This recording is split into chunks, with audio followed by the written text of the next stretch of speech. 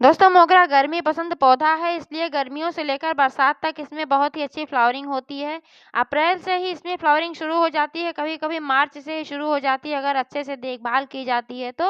और इसमें लगभग अक्टूबर तक फ्लावरिंग होती रहती है।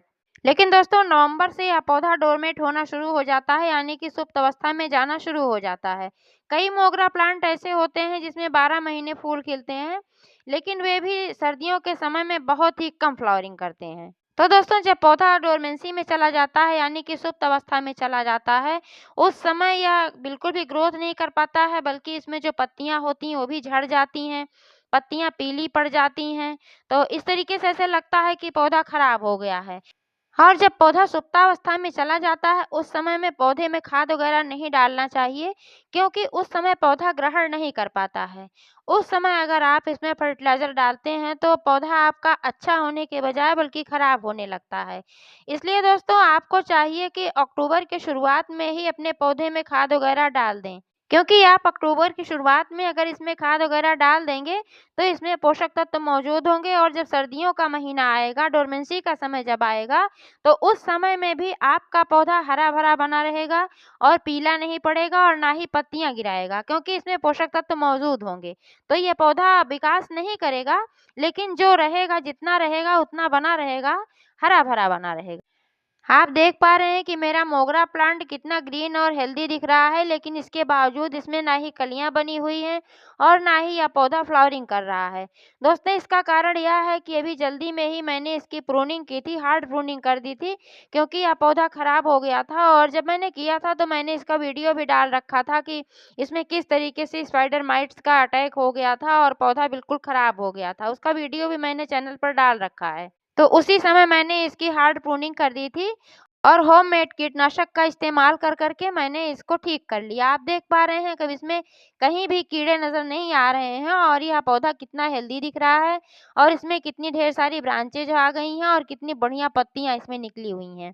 पीछे मैंने इसमें हल्दी और सब्जियों के छिलकों से बना हुआ कंपोस्ट खाद का इस्तेमाल किया था और उसका रिजल्ट यह है कि आप देख पा रहे हैं कि कितना ग्रीन और कितना हेल्दी हो गया है। मोगरा प्लांट के लिए दोस्तों कंपोस्ट खाद बहुत ही अच्छा होता है, चाहे वह सब्जियों के छिलकों से बना हुआ कंपोस्ट खाद हो या गोबर की सड़ी हुई खाद हो या फिर वर्मी कंपोस्ट खाद हो। कभी-कभी आप एप्सम साल्ट का भी इस्तेमाल कर सकते हैं, इससे भी पौधा अच्छा रहता है। मोगरा प्लांट को आप ऐसी जगह पर रखें जहां पर कम से कम 5 से 6 घंटे की धूप आती हो, क्योंकि जब धूप नहीं मिलता है तब भी यह पौधा पीला पड़ने लगता है, इसकी ग्रोथ रुक जाती है। और पानी तभी डालें जब मिट्टी 1 इंच तक ड्राई हो जाए। बहुत ज़्यादा पानी ना डालें, इससे जड़ सड़ने लगती है और पौधा खराब होने लगता है, पीला होने लगता है। गमले में जल भराव बिल्कुल भी नहीं होना चाहिए, लेकिन बिल्कुल भी मिट्टी ड्राई भी नहीं होनी चाहिए कि एकदम से मिट्टी सूख जाए तब आप पानी दें। मिट्टी में नमी हमेशा बनी होनी चाहिए, सिर्फ ऊपर की मिट्टी ड्राई होनी चाहिए, अंदर की मिट्टी नम होनी चाहिए। दोस्तों मैं अपने पौधों पर अक्सर घरेलू खाद का ही इस्तेमाल करती हूँ, मैं मार्केट से खरीद कर नहीं लाती हूँ। घर पर भी जो होता है मैं ही बनाकर डालती हूँ और मेरे पौधे इसी से ठीक तरीके से चलते हैं। और जिस खाद की बात मैं करने वाली हूँ दोस्तों, वह है सरसों के दानों से बनी हुई खाद। सरसों के दानों में बहुत सारे पोषक तत्व पाए जाते हैं जो हमारे पेड़ पौधों के लिए आवश्यक होते हैं। सरसों के दानों में magnesium, calcium, potassium, phosphorus, nitrogen सभी बहुत ही अच्छी मात्रा में पाए जाते हैं। और सरसों में जो तेल होता है वह एंटी फंगल होता है, उससे हमारे मिट्टी जो होती है गमले की उसमें फंगस वगैरह लगने का खतरा नहीं रहता है।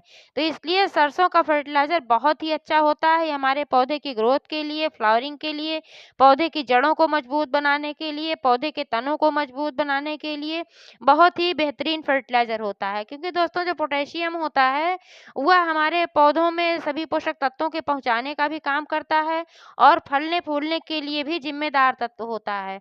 और जो नाइट्रोजन होता है, मैग्नीशियम होता है, यह हमारे पौधे को हरा-भरा रखने में मदद करता है।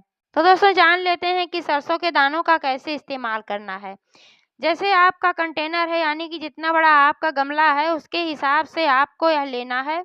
अगर आपका गमला 10 से 12 इंच का है, जैसे कि मेरा है 10 से 12 इंच का, तो इसमें 3 से 4 चम्मच सरसों के दाने आप इस्तेमाल कर सकते हैं।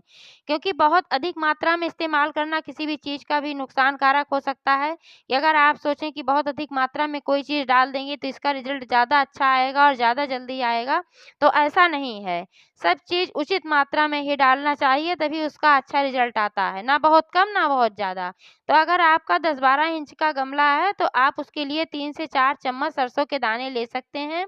अगर आपके पास पीली सरसों है तो आप उसका इस्तेमाल करें, अगर नहीं है तो आप इस काली सरसों का भी इस्तेमाल कर सकते हैं। क्योंकि पीली सरसों के दानों में मैग्नीशियम की मात्रा इसकी अपेक्षा कुछ ज़्यादा होती है। तो मेरे पास यह लाल सरसों है, यानी कि जो काली सरसों है, मेरे पास पीली नहीं है, तो मैं इसका इस्तेमाल करती हूँ। लेकिन दोस्तों, आज मैं इसका इस्तेमाल कर नहीं पाऊँगी, क्योंकि 2 दिनों से बहुत ज़्यादा बारिश हो रही है और सारे पौधे ऐसे ही पानी में पड़े हुए हैं, बारिश में पड़े हुए हैं। इसकी वजह से पौधे की जो मिट्टी है गमले की, वह बहुत गीली हो गई है।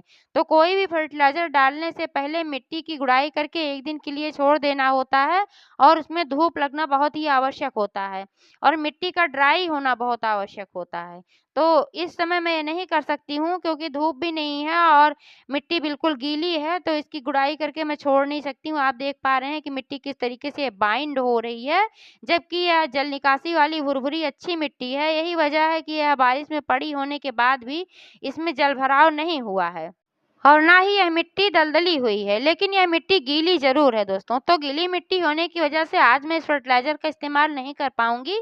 अब मैं इंतज़ार करूँगी जब बारिश बंद होगी और धूप निकलेगी, तो मैं मिट्टी की गुड़ाई करके और फिर इसको धूप में दिखाकर उसके बाद ही मैं ये फर्टिलाइज़र इसमें डालूँगी। लेकिन सर्दियों में भी पौधे को हरा-भरा रखना है तो डालना तो ज़रूर है, मैं डालूँगी 1-2 दिन बाद इसको। तो दोस्तों, सरसों के दानों का फर्टिलाइज़र बनाने के लिए आप सरसों के दानों को ले लीजिए और उनको दरदरा पीस लीजिए।